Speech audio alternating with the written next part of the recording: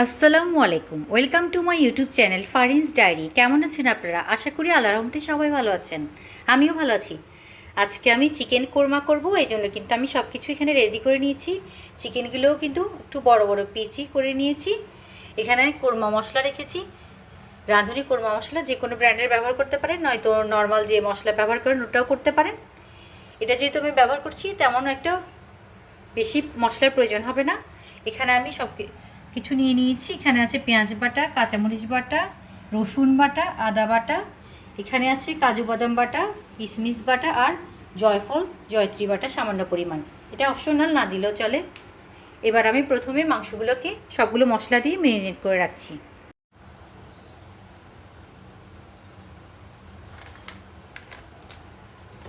কোরমা মশলা পুরো এক প্যাকেটই দিয়ে দিচ্ছি এখানে।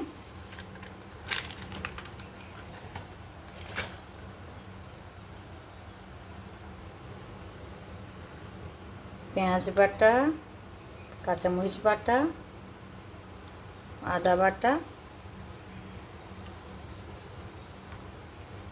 রসুন বাটা,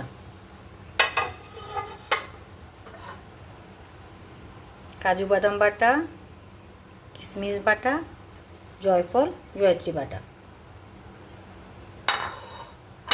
এবার এগুলো আমি একটু মেখে নিচ্ছি। এগুলো মেখে নিয়েছি। এবার আমি সরিষার তেল অ্যাড করে দিচ্ছি।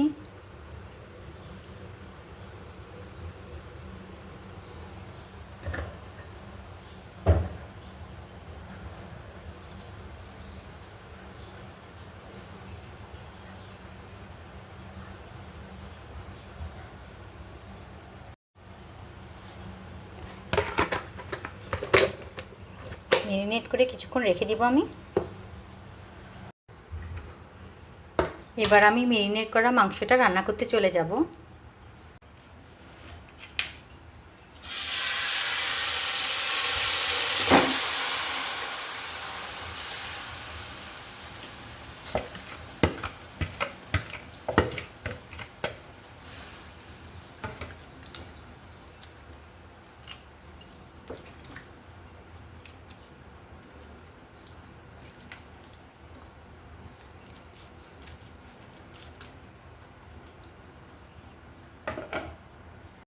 ঝোলের জন্য আমি দুধ ব্যবহার করব, পানি ব্যবহার করব না, যেহেতু কোরমা। আমি কিন্তু গরুর দুধগুলোকে গরম করে নিয়েছিলাম।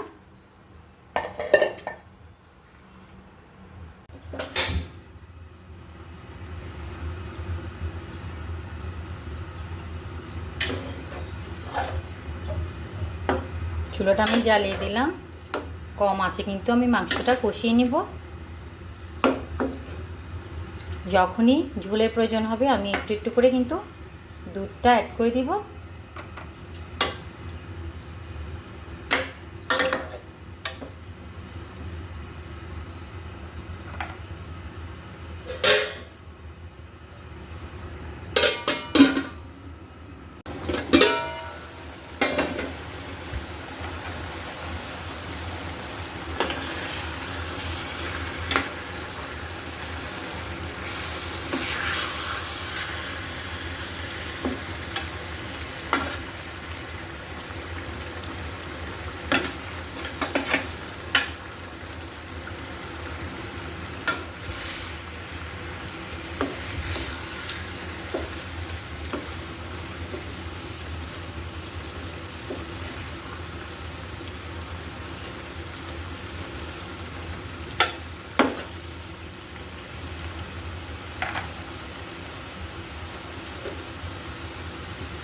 পরিমাণ মতো লবণ দিয়ে দিচ্ছি।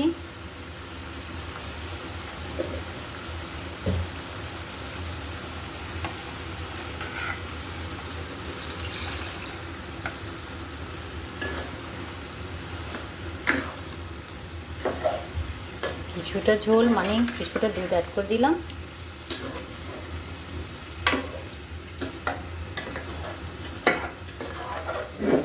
যেহেতু এখানে বাদাম দিয়েছি, পুড়ে যেতে পারে, এই জন্য কিন্তু আমি একটু ঝোল দিয়ে দিলাম।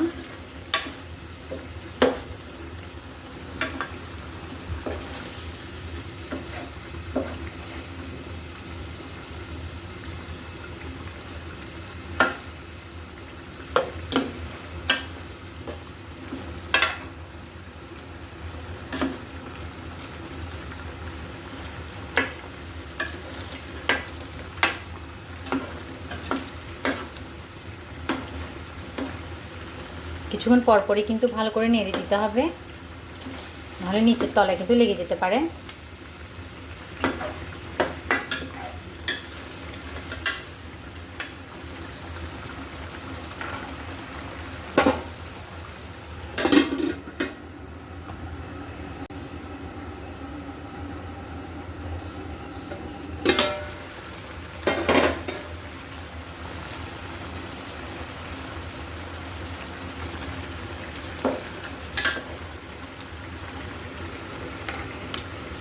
এই পর্যায়ে আমি বাকি ঝোল মানে দুধ অ্যাড করে দিলাম।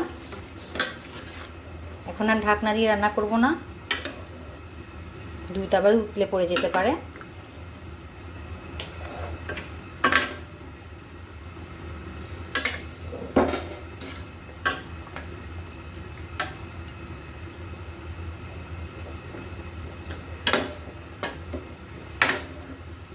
দেখতে পাচ্ছেন কালারটা কি সুন্দর লাগছে।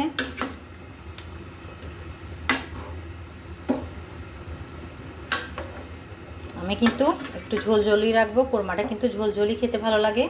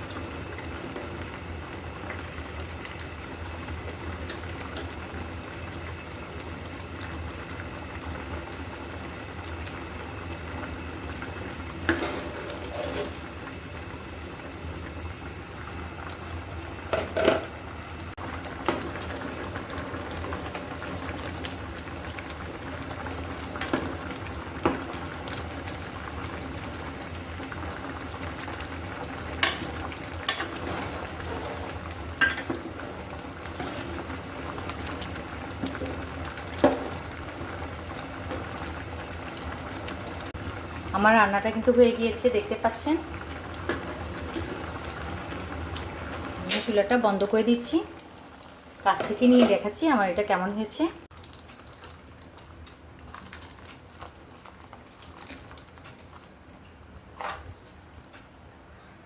কিছু কিশমিশ দিয়ে দিলাম, কাছ থেকে দেখিয়ে দিচ্ছি আমার রান্নাটা কেমন হয়েছে। দেখতেই পাচ্ছেন আমার মুরগির কোরমাটা কেমন লাগছে, অত্যন্ত লোভনীয় লাগছে। এতক্ষণ আমার সাথে থাকার জন্য অসংখ্য ধন্যবাদ। সবাই ভালো থাকবেন, সুস্থ থাকবেন। আল্লাহ হাফিজ, আসসালামু আলাইকুম।